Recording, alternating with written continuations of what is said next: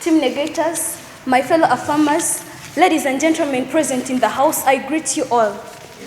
This is yet the last speech from the team affirmative side, but we still actually find no reason as to why we have to change from this assertive resolution of today, because they actually don't respond to any of our questions. They don't actually give us clear reasons as to why we have to change to team opposition.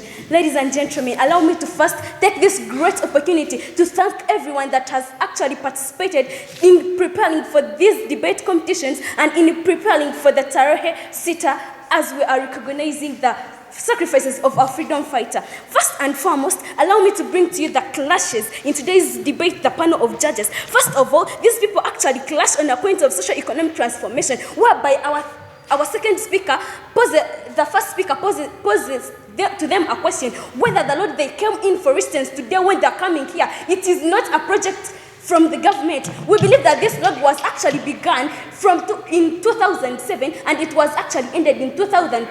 That was the project. And they tell us that they see no socio-economic transformation. Don't you think that this is a very poor reasoning and a fallacy? The panel of judges, we see that there is actually a very great improvement. If it was in the earlier times, we should actually also be fearing. They would have feared to come here because they would be maybe giving an excuse that maybe they are likely to have accidents on their way coming here. But because the Lord is now improved, it is very soft. They were very actually as beautiful they are here. They are now safe here as you see them. The panel of judges, let us recognize that achievement from the government of Uganda. Then they ask us, they actually say that there is no peace and security in Uganda. But the panel of judges, ladies and gentlemen in the house, allow me, let us recognize this. They give an example of Kalamaja Northern regions.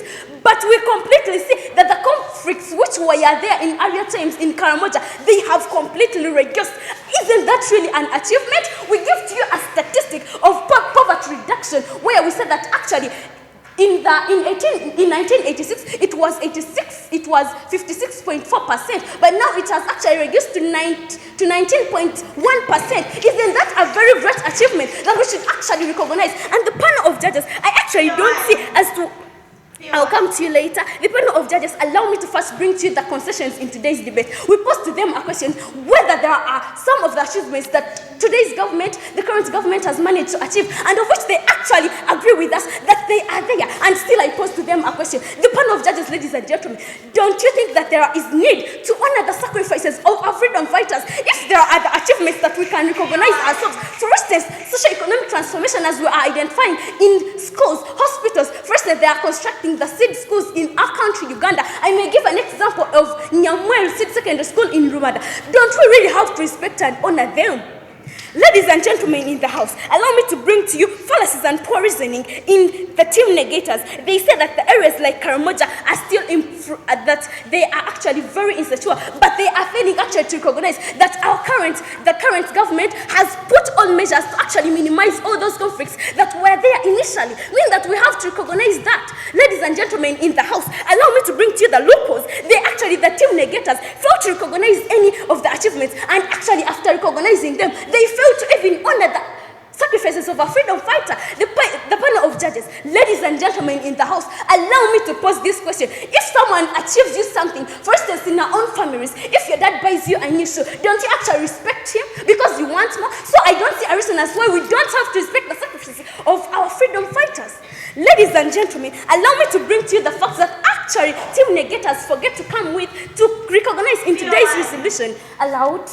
Do you know that sometimes those achievements the achievements which you are saying that they should be honored, some achievements should not be honored because some achievements might be negative to what people will say.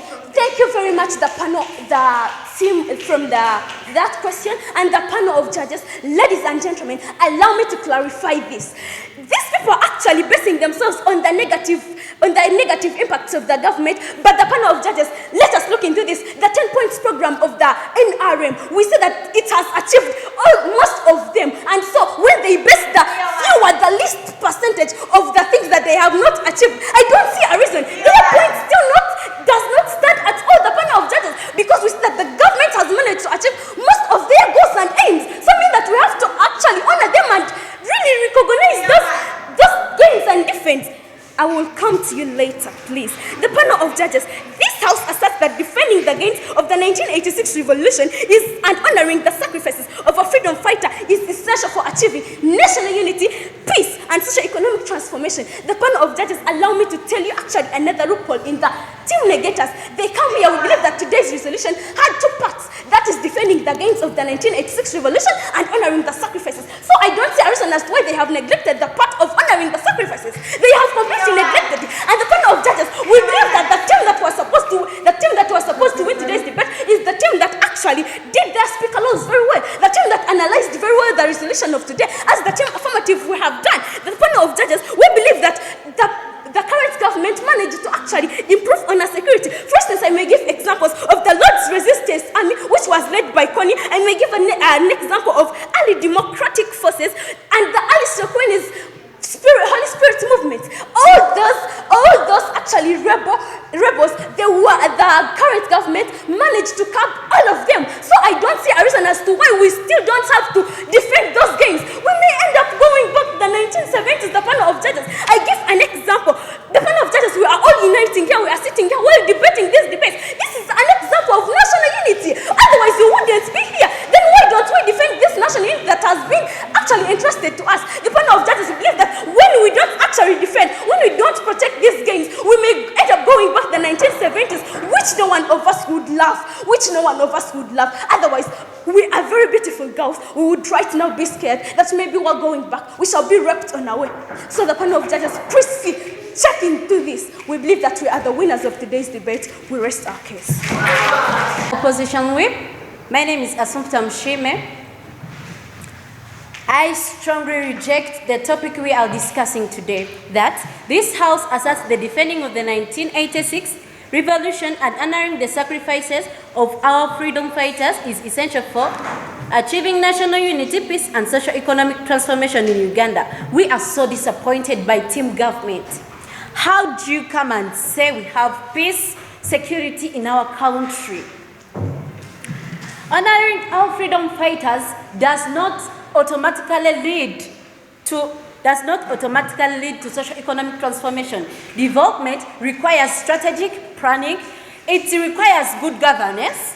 It requires fighting the corruption in a country. You can't honor sacrifice by building a shrine. You honor sacrifices by building a better country.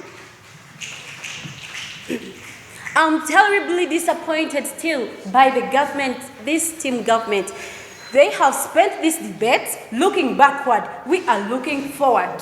They offered museums, we offer laboratories where we build our Uganda today. This isn't about whether 1986 was important. It's about whether it should be essential for building our Uganda today.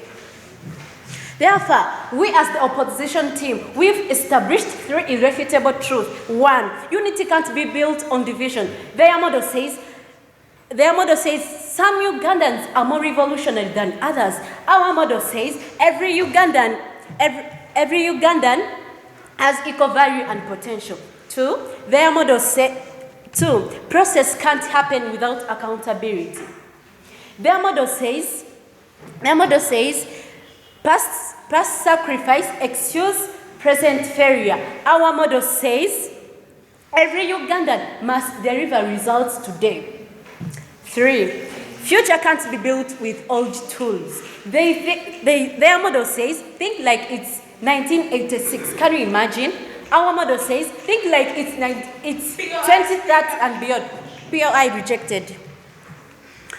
Panel, what does 1986 mean to a 15-year-old in Chigezi? Nothing. They think about jobs, they think about opportunities, they think about education. So forcing him to POI rejected.